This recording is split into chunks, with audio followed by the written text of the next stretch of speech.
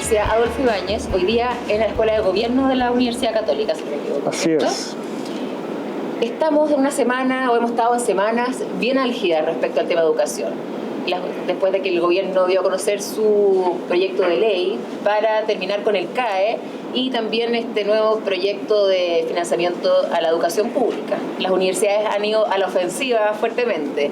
Cuéntanos, ¿cómo ves tú este proyecto? ¿Cuáles serían las cosas que te gustan y las que no te gustan? Yo diría que no me gusta nada mucho, pero reconozco que hay una dimensión del proyecto que es razonable, que es la condonación.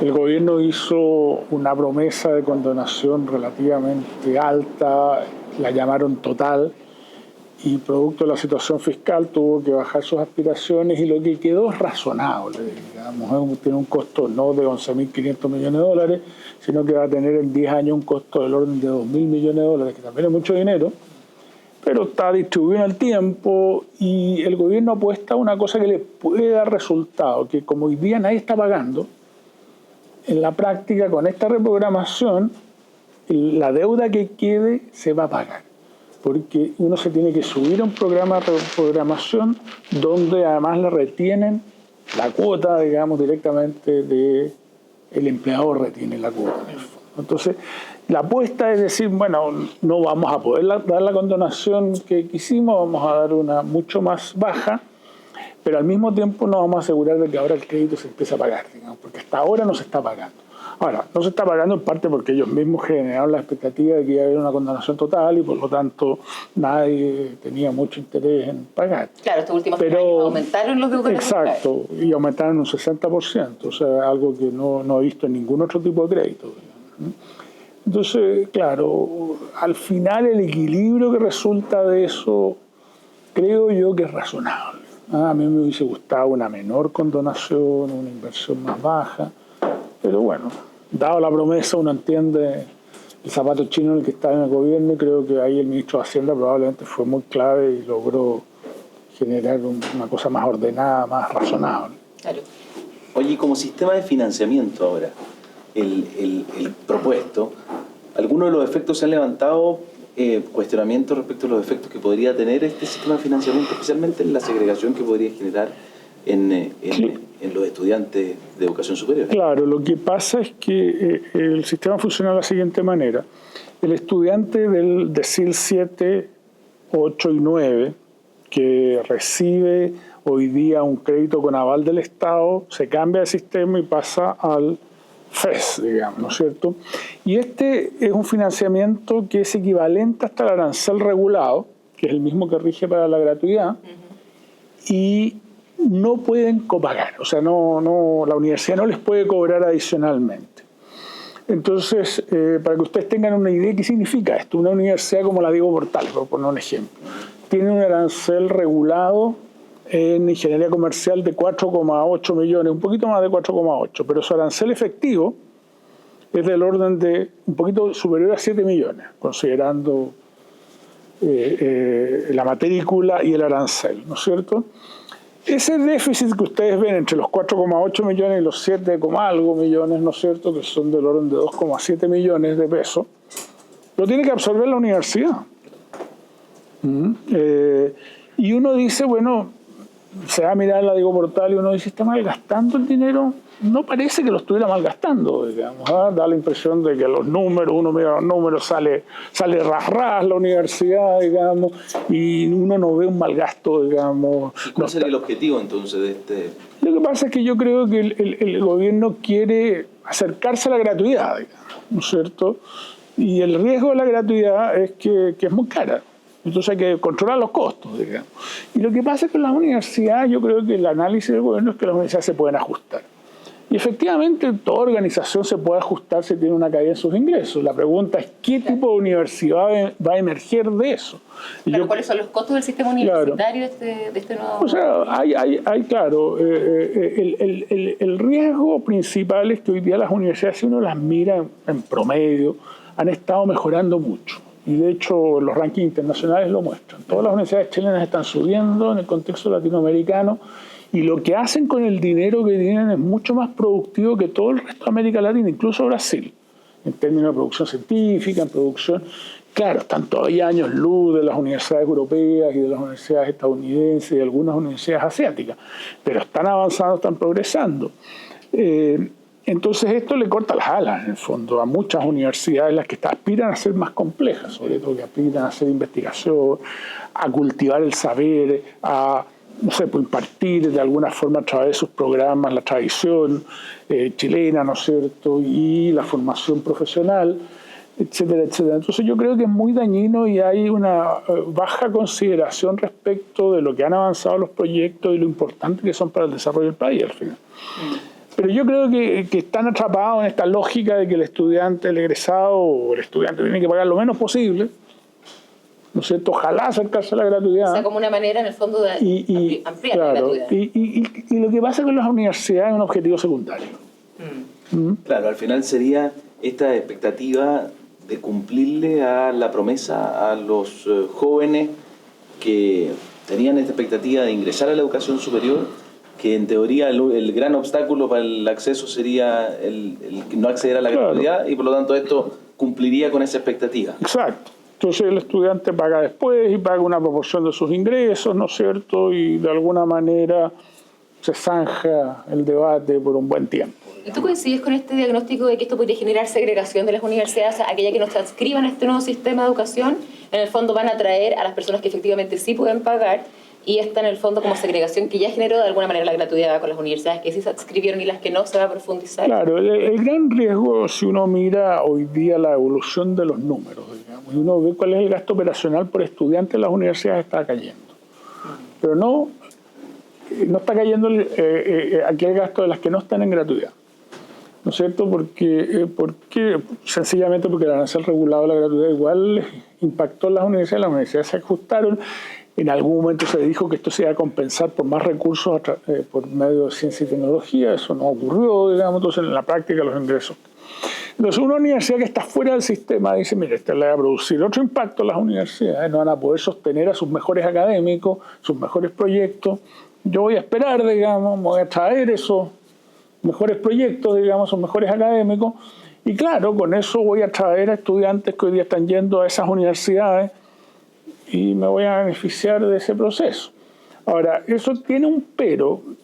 Probablemente esas universidades tengan que buscar algún mecanismo de financiamiento para apoyar a los estudiantes mientras estudian, porque hay muchos estudiantes talentosos que no tienen los recursos.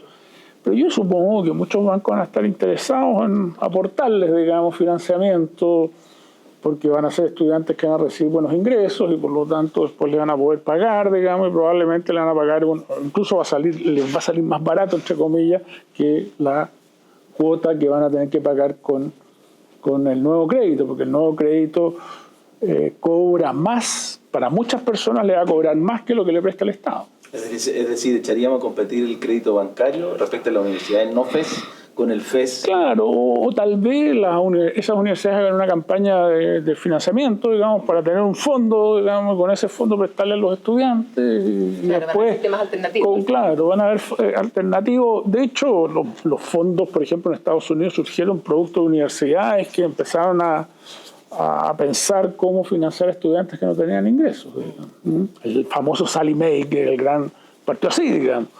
También podría partir de una cosa parecida en Chile. ¿Y podría haber entonces una migración de aquellos académicos que hacen investigación más compleja en las universidades? Claro, yo he hecho así unos cálculos muy rápidos para la Universidad Católica, para la Universidad de Chile, para la Diego Portales, y uno mira cuánto caen los ingresos y es fuerte. Entonces, ¿cómo financian sus proyectos?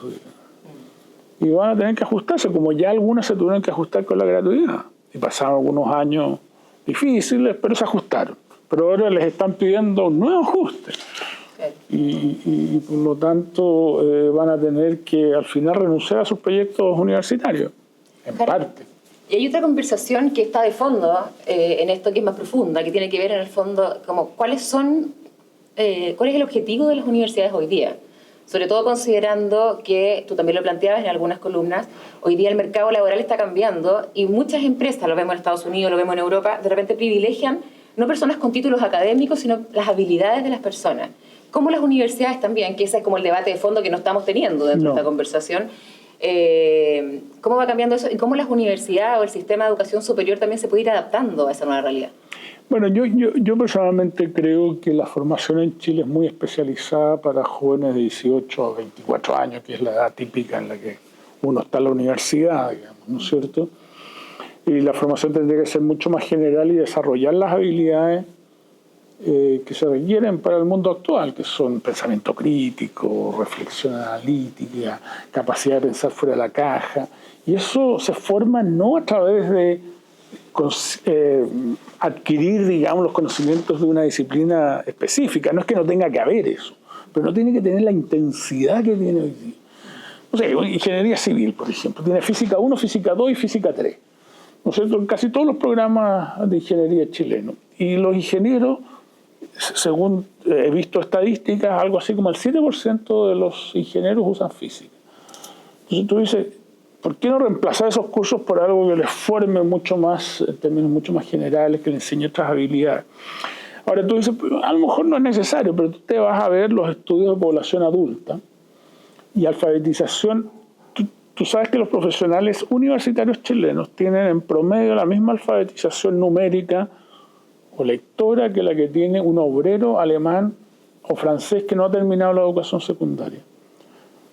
Y han estado el típico 2 años más en la educación media y 6, 7, 8 años en la universidad. Entonces, es una situación compleja.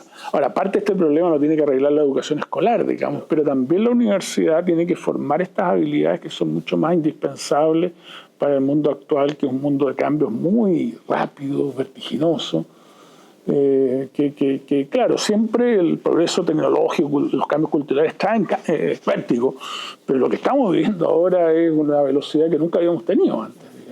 Entonces, ¿cómo se defiende una persona? El conocimiento va a quedar muy rápidamente, el conocimiento especializado va a quedar muy rápidamente obsoleto. Entonces, tú tienes que generar habilidades para aprender, como se dice, digamos, ¿no es cierto? Y esas son todas. Aprender también. Por ejemplo, el último estudio, el estudio del futuro del trabajo hecho por el World Economic Forum. Las habilidades que demandan las empresas, estas son empresas grandes, entrevistadas en 45 países y que tienen en conjunto algo así como 12 millones de trabajadores en su nómina.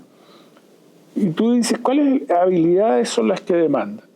Te dicen pensamiento crítico, rigor analítico, automotivación.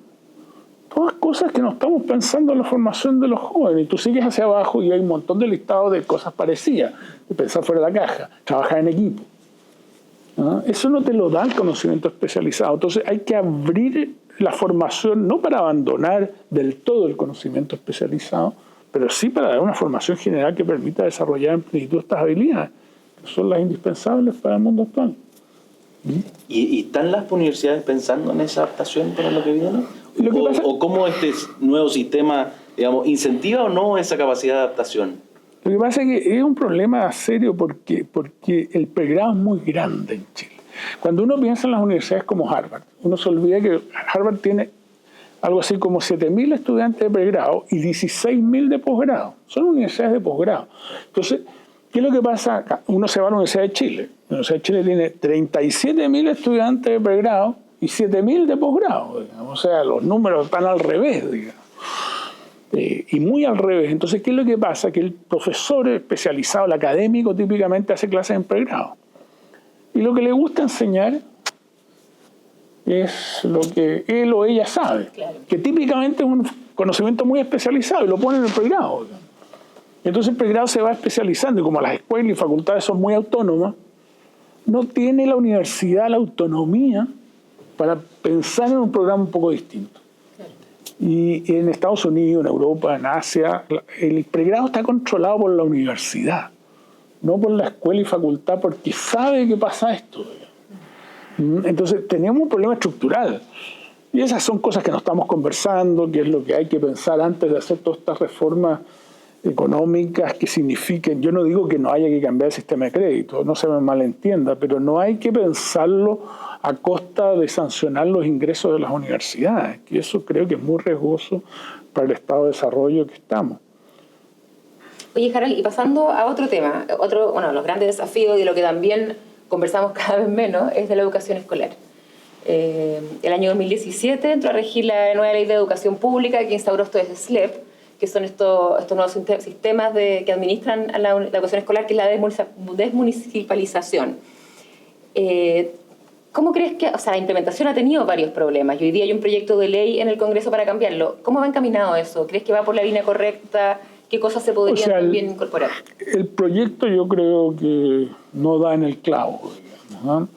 El sistema se quedó corto, la transformación se quedó corta en términos de darle muy poca autonomía a los servicios locales, sobre todo en materias técnico-pedagógicas, y como el gobierno se ha dado cuenta de que eso no está funcionando bien, quiere suplir esa función, digamos, involucrando al Ministerio de Educación en esa tarea. Y creo que es un error grande. Si el Ministerio de Educación lleva años involucrado en esto y no ha logrado absolutamente nada, digamos. Entonces lo que hay que potenciar es potenciar los servicios locales, darle mucha más autonomía, fortalecerlos para que puedan generar sus propias capacidades técnico-pedagógicas de acuerdo a lo que necesiten, ¿no es cierto? Y darle más libertad a los directores para gestionar. Para eso tienen que ser mejor elegidos. Fíjense ustedes hoy día que el único requisito que se le pide a un director de un SLEP, uno podría pensar que gestión, no, se le pide ser experto en educación, pero no tiene que... Y es pura gestión, digamos. Y armar los equipos que le permita en aquellas áreas donde no es experto, digamos, colaborar con esa gestión, el típico caso pedagógico, lo que se llama la capacidad técnico-pedagógica. Yo creo que estos servicios locales tienen que tener su propio directorio que se tiene que generar desde abajo, en la comunidad, y la Dirección de Educación Pública tiene que estar preocupado de que esos directores tengan la capacidad para elegir bien a los directores, para que cumplan ciertas funciones, ejercer un rol de liderazgo estratégico. Pero ni el Mineduc ni esta dirección deberían estar involucrados en la gestión, en fortalecer o tratar de apoyar las capacidades técnico-pedagógicas o cualquier otra capacidad. Tiene que haber mucha más flexibilidad en los recursos. Hoy día los SLEP dan cuenta como servicio público a la Contraloría, pero también tienen que dar cuenta a la subvención, a la Superintendencia de Educación Escolar. Están ahogados en cosas administrativas, digamos. Nosotros desde acá de Pivote hemos explorado una alternativa que podría ser similar a la administración delegada, es decir, incorporar a los privados como una alternativa para proveer educación pública, digámoslo así. Obviamente bajo la supervisión, eventualmente como el SLEP en el segundo piso, garantizando que se cumple con los objetivos, fijando cuál es el marco, pero que obviamente también se pueda incorporar a privados en la provisión de esta educación pública. Yo creo que es una buena idea, pero políticamente inviable. Porque muchas de estas reformas están alimentadas por la idea de que la participación privada en educación en Chile es muy alta, ¿no es cierto? Entonces, si tú además le vas a agregar mayor participación privada, hay un sector de la vida nacional que te va a decir, no, yo quiero achicar el sector privado y tú me lo estás aumentando. Claro, cuando uno mira los resultados de eso, la educación mixta en Chile como sistema, en el fondo aumentó la cobertura, disminuyó las brechas, o sea, la evidencia dice que ha sido positivo finalmente. Sí, no, por supuesto, pero hay un dolor para un sector de la vida nacional, que es un sector importante, que tiene que ver con el hecho de que en el resto del mundo la educación pública en general es mucho más importante que la privada. Aquí en Chile es por lejos la privada más importante y se da en todos los niveles educativos. Se da en el sistema escolar y también se da en el sistema universitario. El 17% de la oferta de educación superior es estatal. Todo el resto es privado. Y en la educación escolar vamos rápidamente hacia ahí. Sigue cayendo. A pesar de la transformación de los SLEPs, no han logrado traer nuevos alumnos. Entonces estamos en el 35% y cayendo. Entonces hay un problema ahí de cómo uno... Yo creo que técnicamente es una solución impecable, yo la vi, pero políticamente creo que es súper complejo en el momento que está viviendo el país, en lo que está en la discusión.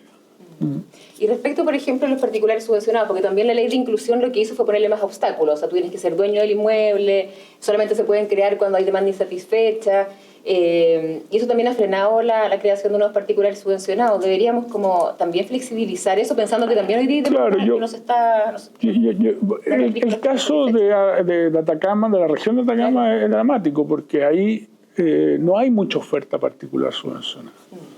O sea, es la región con mayor participación pública y es una de las regiones con menores resultados y con unos problemas serios de gestión, como lo hemos visto, digamos. Entonces tú dices, bueno, hoy día no podrías demostrar de que falta matrícula, ¿no es cierto?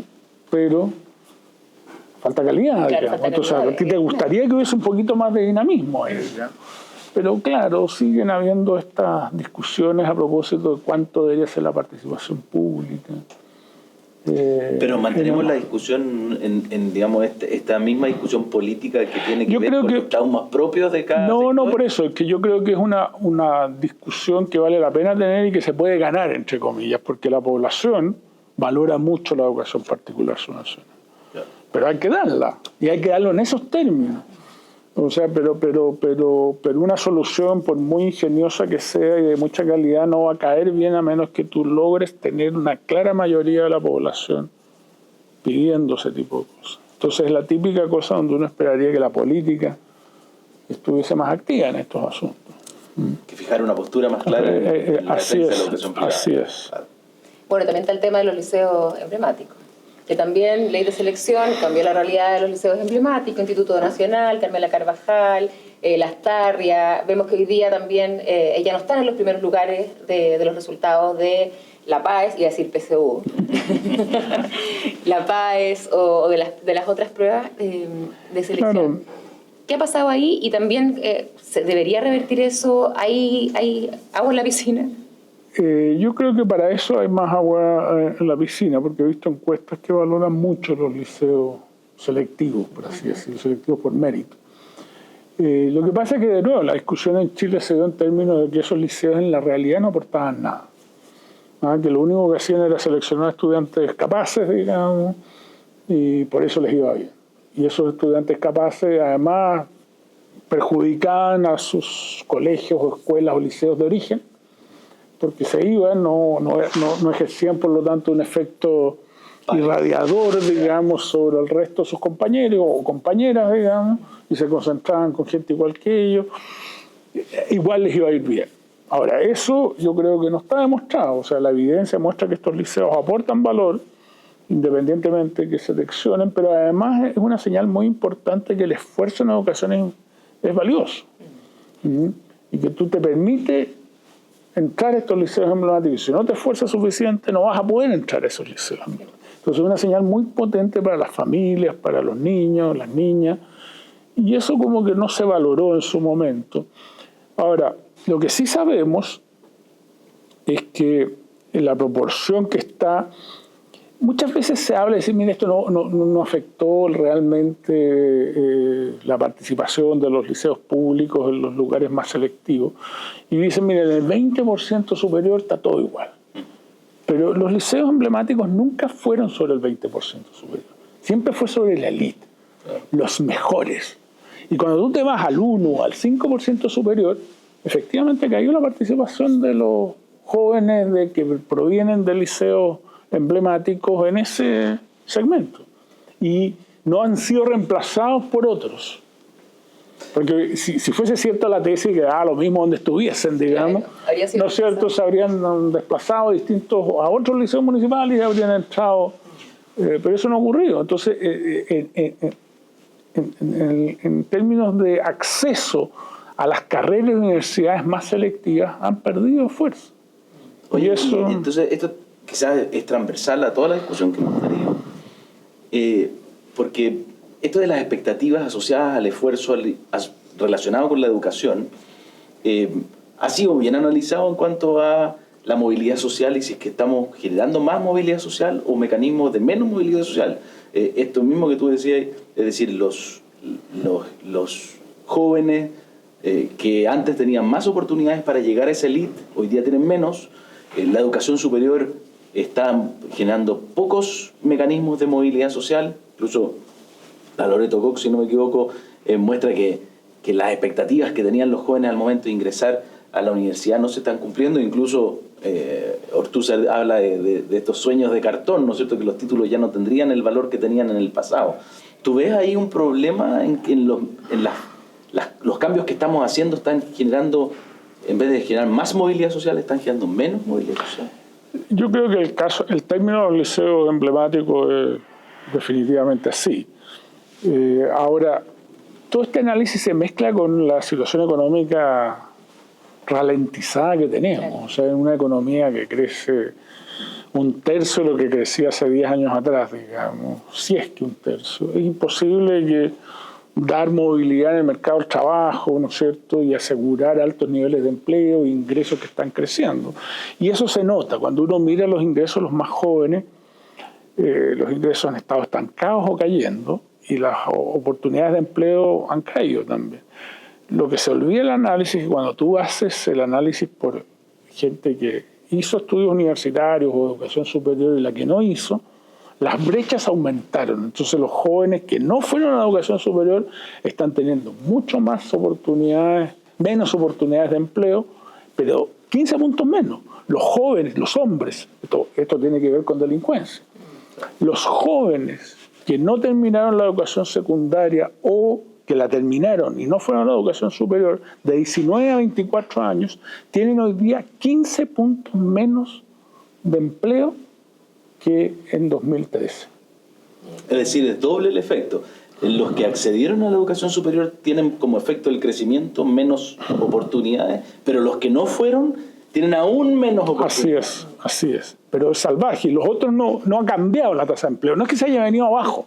Claro. No. Pero los ingresos no estaban creciendo como crecían antes. Incluso han caído un poquito. Pero muy poquito. Y estamos moderando esas expectativas. Es decir, ese joven que hoy día ingresa a la educación superior, que tiene la concepción de que eso es parte de su esfuerzo y mérito, ¿ha moderado su expectativa en atención a que ya no estamos creciendo? No tenemos buenos datos recientes, pero yo creo que se han dado cuenta de que esto no es ir y estar listo, digamos, que requiere un esfuerzo adicional, que requiere mucha preocupación, etcétera, etcétera. O sea, pero tampoco los números respecto, no sé, piensen ustedes que hoy día terminar solamente con la educación secundaria, el retorno a la educación secundaria, que es la forma en que los economistas medimos esto. O sea, ¿cuánto agrega un año adicional de educación media? Es un 4%.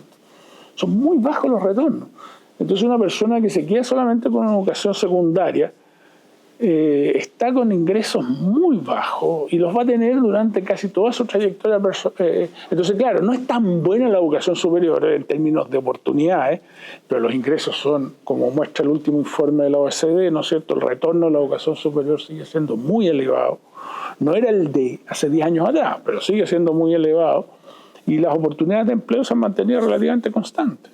Ahora, sí pasa, y eso es algo que yo estoy empezando a estudiar, de que no necesariamente las personas que salen de la educación superior, si bien tienen más ingresos que si se quedaran con educación secundaria, no necesariamente están trabajando en puestos con las habilidades que ellas o ellos tienen para desarrollar. O sea, en general hay un mismatch entre las habilidades que tienen y las que están ejerciendo, por así decirlo. ¿Y eso es una cosa particular de Chile o es algo que está ocurriendo? Ha ocurrido en muchas partes a propósito de los cambios tecnológicos, pero en Chile es especialmente grande.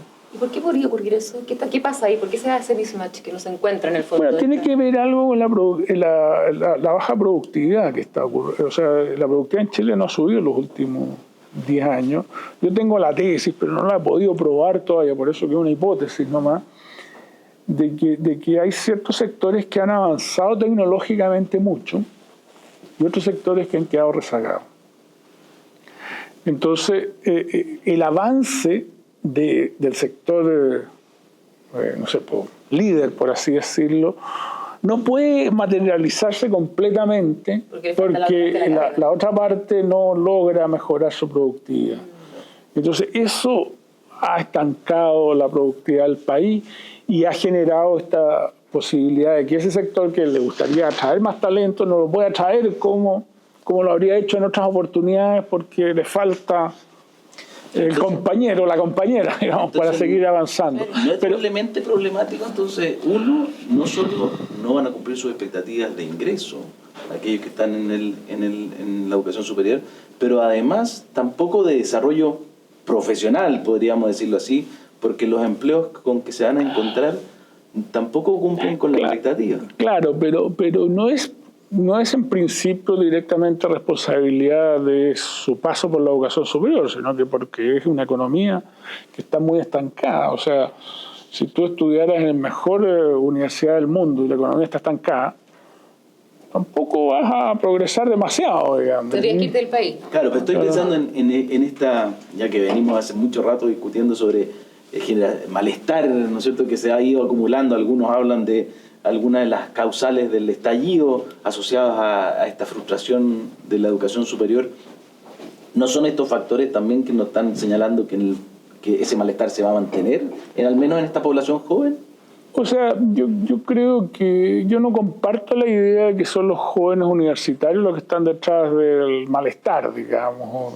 Yo creo que hay muchas más razones para que hay jóvenes que se han quedado marginados del proceso del progreso económico y social. No son los universitarios, digamos, son los jóvenes que no han tenido la posibilidad de terminar la educación secundaria, que se quedaron con la educación secundaria y por distintas razones no pudieron llegar arriba. Ahí tú ves la fuente de las barras bravas, ves la fuente de un malestar que se refleja en algunos casos con la delincuencia, en otros casos con la protesta sencillamente, ¿no es cierto?, con la anomia. Y lo mismo universidad, además claro. A ellos en los que más ha impactado. Exacto. Entonces si nos concentráramos en los jóvenes universitarios, yo creo que estamos equivocando el diagnóstico. Son los jóvenes no universitarios. Claro, por supuesto que no sé, la generación que salió el año 85 en la universidad, por decirlo así, es una generación que aprovechó un crecimiento, un progreso, digamos. Y la generación que está saliendo ahora no va a tener aparentemente el mismo no sé, el mismo ritmo, pero eso no significa que su situación vayan a estar perjudicadas para siempre o que vayan a ser muy negativas. Y esa expectativa hay que manejarla, decir, mira, estamos viviendo un proceso de ralentización de la economía, del progreso, tenemos que generar fuerzas para volver a crecer, para hacer las transformaciones que necesitamos y nos tienen que ayudar en eso, digamos, eso es lo que yo esperaría de los líderes políticos. ¿Y qué pasa con esos líderes políticos hoy día, Harald? Porque también vemos un problema grave en las instituciones, o sea, de cómo en el fondo no podemos hacernos cargo, o cómo la política hoy día nos está dando el ancho para hacerse cargo de todos estos problemas. Tanto del crecimiento económico, lo vemos también con las grandes reformas sociales, lo vemos también con el tema del malestar, y también el informe del PNUD lo dice, o sea, hay muchas demandas sociales que están insatisfechas hoy día, que se mantienen ahí, y al parecer las instituciones que hoy día que tenemos, el sistema político al menos no está... O sea, yo creo que tenemos un déficit institucional grande. En todas las instituciones, parte de esto es también el sistema político. Yo nunca he sido partidario del sistema presidencial, creo que el sistema presidencial funciona muy mal. Tuvimos durante los primeros, 20 años de transición a la democracia, 25 años, un funcionamiento relativamente satisfactorio, en parte porque los presidentes durante mucho tiempo fueron impopulares, fueron populares, hasta que en un momento la gente se puso más crítica, digamos, los presidentes pasaron a ser impopulares, y cuando los presidentes son impopulares no funciona el presidencialismo. Entonces yo creo que tenemos, pero no hay voluntad para moverse hacia otro régimen político, nos vamos a quedar con el presidencialismo. Entonces uno tiene que preguntarse cómo coordina mejor el Ejecutivo con el Legislativo.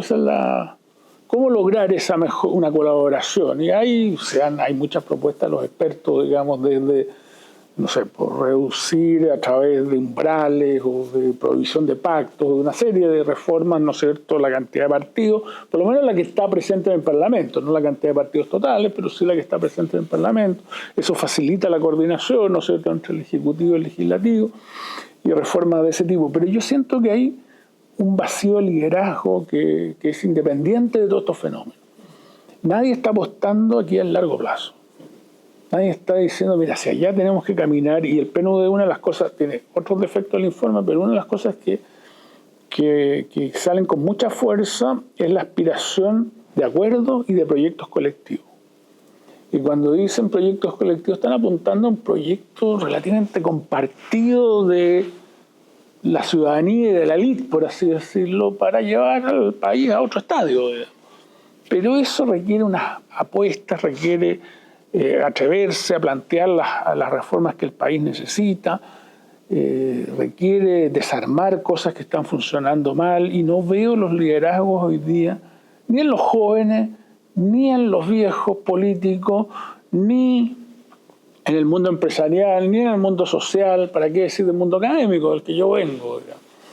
Si no existe ese Chile, país desarrollado como sueño, claro, no se acabó, o un país dinámico, donde o sea, puede ser cualquier, pero una cosa que invite, que atraiga, porque la política finalmente supone avanzar hacia un país mejor. Claro, para eso, claro, pero eso es el político que imagina eso, ¿verdad? Y que convoca. Y yo creo que el gran desaliento de la ciudadanía tiene mucho que ver con eso. Buen punto. Bueno, muchas gracias, Harald Dreyer, por acompañarnos hoy día. Muchas gracias a ustedes por invitarme. Muchas gracias.